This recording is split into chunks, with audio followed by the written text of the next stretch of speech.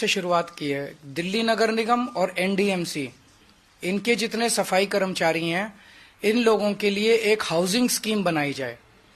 इस housing scheme में जो केंद्र सरकार जमीन दे दे, दिल्ली सरकार उस पे उनके घर बनवा देगी, बिल्डिंग्स बनवा देगी, और ये अपना नौकरी में रहते रहते किस्तें देके मालिक बन जाएंगे, और रिटायरमेंट के बाद ये वहां उस मकान में शिफ्ट हो जाएंगे।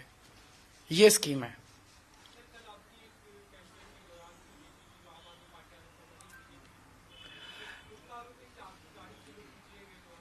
देखिए, इस बार हम जिस तरह का कैंपेन देख रहे हैं, दिल्ली के लोगों ने इस तरह का कैंपेन देखा नहीं है। इस तरह की हिंसा आज तक दिल्ली के लोगों ने देखी नहीं है, जिसमें एक पूर्व मुख्यमंत्री के ऊपर कातिलाना हमला करने की कोशिश की जाए। लेकिन मैंने हमेशा कहा है कि मैं देश के लिए, समाज के लिए मेरा जीवन समर्पित है। वो अपने वो इसी तरह से वो हार रहे हैं बुरी तरह से, वो इसी तरह से चुनाव लड़ना जानते हैं, वो इस तरह से अपनी कैंपेनिंग करें।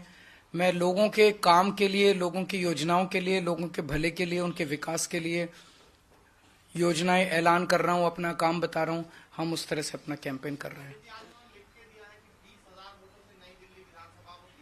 लिख के देने दो, वो अभी थोड़े दिन उनको उसमें जीने दो, सपने में जीने दो, कोई हर्ज नहीं है।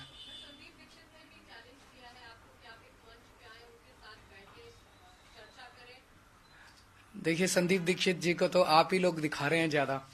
वो भी मुझे बताया गया, ऊपर से फोन आता है कि संदीप दीक्षित को दिखाओ, संदीप दीक्षित को दिखाओ। तो भाजपा को इस बार कांग्रेस का सहारा है इस चुनाव में। Thank you.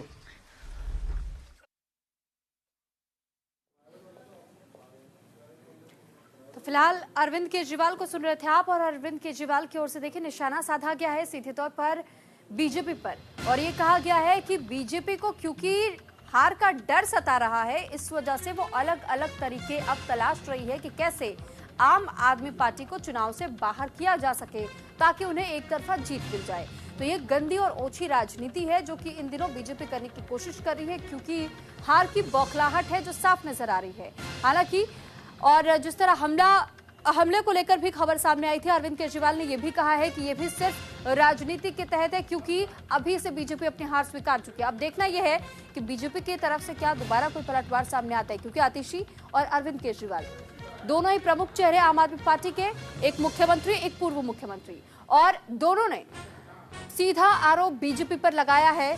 पहले प्रेस कॉन्फ्रेंस में आपने सीधा आरोप सुना प्रवेश वर्मा पे, और अब दूसरा आरोप सीधे तौर पर बीजेपी पर की है। तो ऐसे में प्रवेश वर्मा की प्रेस कॉन्फ्रेंस को आप सुन चुके हैं, पलटवार सामने आ चुका है, लेकिन बीजेपी की ओर से अब और कौन आगे आता है और इस प्रेस कॉन्फ्रेंस में पलटवार करता है, इसका इंतजार अभी करना होगा, क्योंकि ये सियासी लड़ाई अभी यही नहीं थमी है। ये आरोप प्रत्यारोप तब तक चलता रहेगा जब तक चुनाव समाप्त नहीं हो जाते और रिजल्ट्स की घोषणा नहीं हो जाती।